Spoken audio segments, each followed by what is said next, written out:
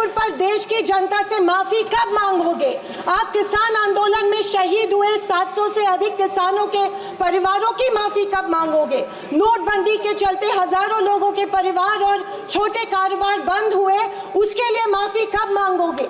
हाथरस के लिए, उन्नाव के लिए आप माफी कब मांगो? खैर, ये इनकी हिस्ट्री रही है या इनके डीएनए में है कि माफी सिर्फ खुद को बचाने के लिए अथॉरिटी में बैठे लोगों से मांगते हैं, आम जनता से ये माफी नहीं मांगते हैं। आरएसएस ने तिरंगा को माना नहीं था। उन्होंने कहा था कि 3 अंक अशुभ होता है। तो क्या ब्रह्मा विष्णु महेश अशुभ है? जो हम 3 रेखाएं माथे पे लिखते हैं वो अशुभ है? क्या त्रिशूल अशुभ है?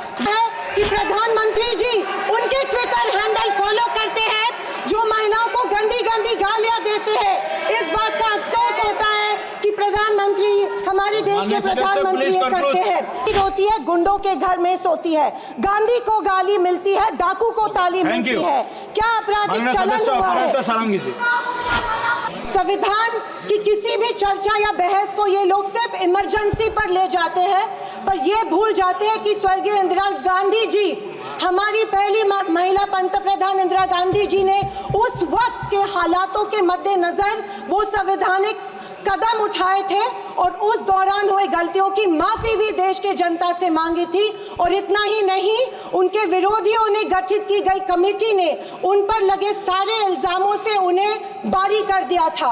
मैं आज इस सदन में पूछना चाहती हूँ मोदी सरकार से, सॉरी 400 पार का नारा फेल होने के बाद एनडीए सरकार से पूछना चाहती हूँ, आप मणिपुर पर देश की जनता से माफी कब मांगोगे? आप किसान आंदोलन में शहीद हुए 700 से अधिक किसानों के परिवारों की माफी कब मांगोगे? नोटबंदी के चलते हजारों लोगों के परिवार और छोटे कारोबार बंद हुए, उसके लिए माफी कब मांगोगे? हाथरस के लिए, उन्नाव के लिए आप माफी कब मांगोगे?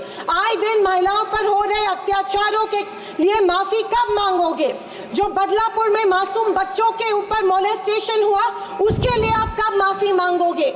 जेल में बैठकर अपराधी मर्डर प्लॉट्स गुजरात में सरकार उनको संरक्षण दे रही है, उसके लिए आप कब माफी मांगोगे? खैर, ये इनकी हिस्ट्री रही है या इनके डीएनए में है कि माफी सिर्फ खुद को बचाने के लिए अथॉरिटी में बैठे लोगों से मांगते हैं, आम जनता से ये माफी नहीं मांगते हैं। सत्ताधारी पक्ष के संविधान पर दिए गए भाषण सुनकर हंसी आ रही थी और अचरज भी हो रहा था, क्योंकि जो लोग इस देश में संविधान स्थापित होने के बाद हर पल संविधान को कोसते रहते हैं और हमेशा इस संविधान के विरोधी रहे हैं, उन्हीं को आज संविधान के गुणगान करते देख मन में प्रसन्नता हो रही है और संविधान के प्रति मेरी निष्ठा द्विगुणित हो रही है, क्योंकि ये एहसास हो रहा था कितने ही झूठ के पहाड़ बना लो, सच के आगे आखिर झुकना ही पड़ता है। आरएसएस ने तिरंगा को माना नहीं था। उन्होंने कहा था कि 3 अंक अशुभ होता है। तो क्या ब्रह्मा विष्णु महेश अशुभ है? जो हम 3 रेखाएं माथे पे लिखते हैं वो अशुभ है? क्या त्रिशूल अशुभ है? ये मैं इन्हें पूछना चाहती हूँ। वर्ष 1993 में आरएसएस ने अपने श्वेत पत्र में संविधान को कचरे का ढेर करार दिया था। क्या ये तिरंगे के खिलाफ नहीं है? तत्कालीन आरएसएस प्रमुख ने उस टाइम संविधान को बदलने की मांग की थी। धन्यवाद। आरएसएस महिलाओं को हमेशा पुरुषों से कमजोर समझती है। आरएसएस हमेशा महिलाओं को पुरुषों से कमजोर समझती है।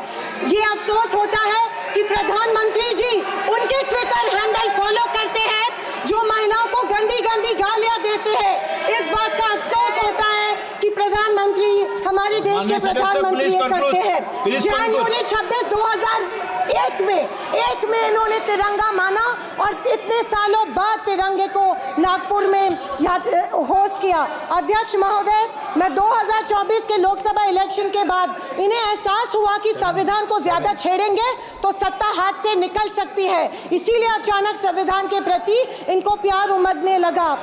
अध्यक्ष महोदय, विशेष रूप से राजनाथ सिंह जी ने, मैं उनका सम्मान करती हूँ, बयान में जाने अनजाने आजादी के बाद से लेकर 2014 तक सारी कांग्रेस सरकारों को ऐसे सर्टिफिकेट दे दिया जिसे कोई झुटला नहीं सकता।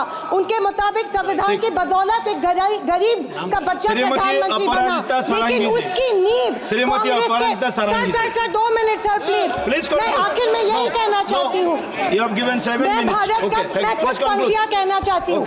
मैं भारत का संविधान हूँ, लाल किले से। अध्यक्ष महोदय, बोलना शुरू करें।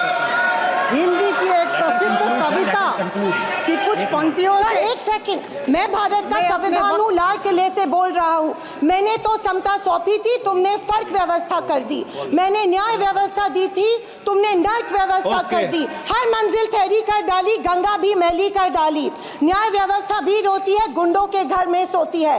गांधी को गाली मिलती है, डाकू को ताली मिलती है। क्या आपराधिक चलन हुआ है?